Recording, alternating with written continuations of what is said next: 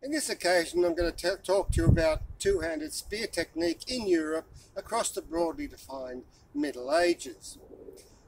It's a bit of a neglected art, in my opinion. There's a reason why the spear was the battlefield supremacy weapon across a very broad spectrum of time. It's not just because it's simple. They're simple to make. You just need a relatively small amount of metal, easily put together, and a stick. It's also because it allows, for those who want to practice it, a high level of dexterity and art, just as it is in the, for example, Japanese traditions. Now, I have here what I regard as being a good length of spear. Its length is based upon two sources. One is the Roman military manuals of the 10th century. They give measured lengths for various kinds of spear, the great Contarian pike, which doesn't concern us here, but also the shorter infantry spears, and the Manavlion, the heavy cavalry stopping spear, are given as the same length, and that is around about 2.4, 2.5 meters. This corroborates with the opinions of George Silver, the late Elizabethan English writer on martial arts, who says that to get a spear accommodated to your height, you reach up as far as you can and then add what he calls a suitable width for your hands. Now, to me, that's just a little bit more than the width of my hips. That provides a comfortable gripping space, and so that's what you tend to see in the better pictorial sources as well. Now, in particular, most importantly, what you see, the front hand is always palm up, supporting the shaft.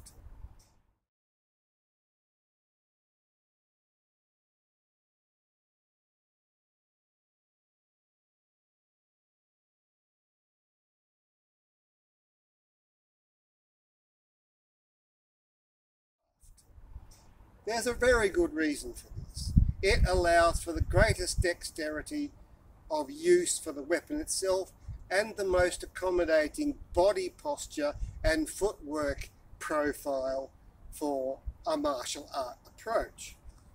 It allows you to drop into quite a natural stance, but one that is very common to a wide range of martial arts disciplines.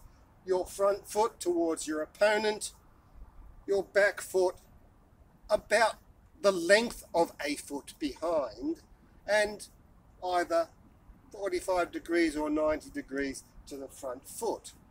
This allows for the most reliable and effective footwork in whatever direction you actually want to travel in. And good footwork is ultimately the basis of every successful martial art, whatever you happen to be doing with your weapons or your hands otherwise.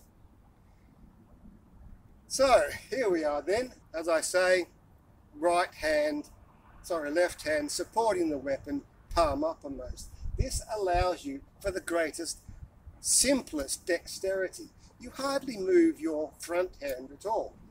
You simply use the back hand to maneuver the point at this convenient distance, allowing you to strike at any point you want to, very accurately.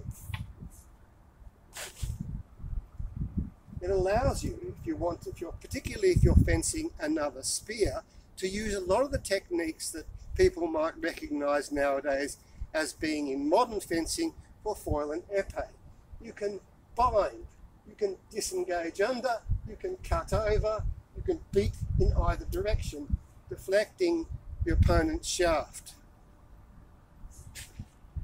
Very dexterous and potentially very effective, of course, but also in the reenactment situation, being good at using your spear is the best way to be safe at using your spear. Consistent training on the basis of good an understanding of good technique. Contrast that with something that's been very popular in England particularly for a long time, and I've seen now turning up in other places, and that is the stipulation that the front hand should be palmed down. This completely changes your entire body dynamic. My enemy's over there, you've seen him. My point's over there, you've seen that. My body now wants to face that way. That is because my shoulders are pushed into line with the shaft of the weapon. So, I'm supposed to be fighting in that direction, but I'm facing in that direction. You might also notice my feet. That little change of upper body alignment tends to drop the foot, the front foot, into parallel with the back foot. Again, reducing your dexterity, reducing the quality of your footwork. Sure, you can make an effort to turn it out, but now look at me. I've got this bizarre twisted thing. My shoulders are still having to be more or less in alignment with the shaft. My hips are now in this semi-forward alignment in accord with my footwork. So I'm in this awkward situation. There's no way that I can use my spear with the same degree of dexterity as I had using a historically documented technique. Sure, if I spend a lot of time training for it, I can do it safely and even possibly occasionally effectively. But why? When you can do it the historically accurate way, do it more easily, do it more effectively, do it more safely. Now, the claim I've heard made by advocates of this system is that it stops the point from going up. Bullshit. A little rock of the arms. Where's that point going? It's going up. Take, for a combat scenario, this opponent here, he's got a shield. He's an enthusiastic guy, good bit of timing, and wants to get in there and get stuck in. He then manages to deflect my spear to his left, to my right. Bang, he charges in. Now this is a scary guy, and he takes a big swing at me. My flinch response, if I think he's really setting out to do me a damage, where does the point go? Oh, funnily enough, it goes up. Contrast that with the documentable technique in the same scenario. Bang, slap, charge, flinch. Even if my point's reasonably in line, there is not, unless I throw my backhand down, there is not the same result of lifting the point to the same degree as using the front hand down technique.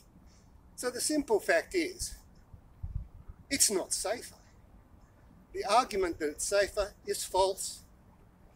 Far better, as I say, to be good at what you do, to train for it well, to train for it on the basis of historically documented techniques, and become both an effective martial artist and a safe reenactor.